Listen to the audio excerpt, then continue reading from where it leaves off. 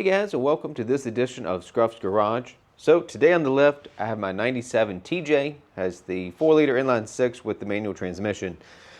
Today's project is going to be replacing the transmission mount. Should be a fairly simple project. As a quick overview, here's what the transmission mount looks like. When it's in the vehicle, this side is bolted to the transmission. The 4 studs that you see here on the bottom come down through the skid plate. So there are 4 nuts that we'll take out from the bottom of the skid plate. That's what attaches this to the skid plate. And then of course the skid plate is bolted to the frame. So fairly simple project. Let's get into it. Okay, here's a look from under the Jeep. So obviously you got the 3 bolts on each side that hold up the skid plate. And then here in the center are the 4 nuts that we mentioned. That's what holds the transmission mount to the skid plate. So we're going to start by taking off these nuts. That will unbolt the transmission mount from the skid plate. Then we can move on to taking out the bolts that hold the skid plate up.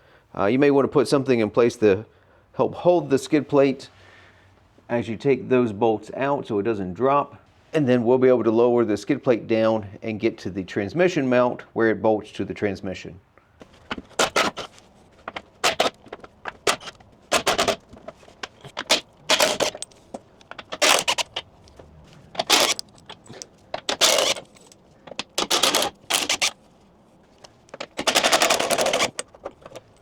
Okay, with the skid plate down, we can see the transmission mount now.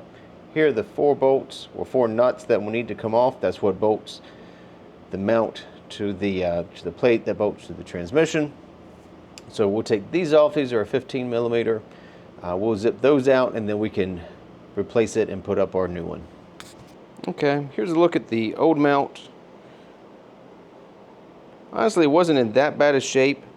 I don't know if you can see it on camera. It was starting to delaminate the rubber from the metal bracket on the sides, but otherwise fairly minor. No significant cracking. Then of course the new one obviously is in good shape. Make sure you match them up. Make sure there's nothing different, that you didn't accidentally get the wrong model somehow.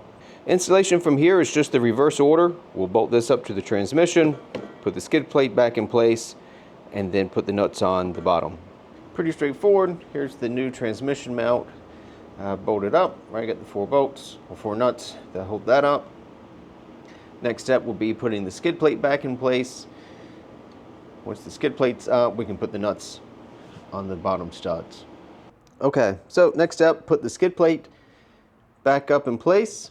Make sure the 4 studs come down through the skid plate. Don't put the nuts on yet. Go ahead and get the skid plate tightened up to the frame. Then you can lower whatever you were using to support the transmission. That'll put the full weight of the transmission and the transmission mount down on the skid plate.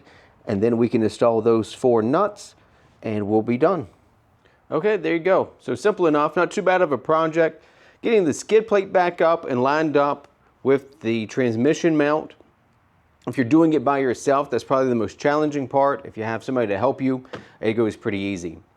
If you have any questions, feel free to post those in the comments. As always, I'll answer anything that I can. Thank you for tuning in to this edition of Scruff's Garage. I'll see you next time.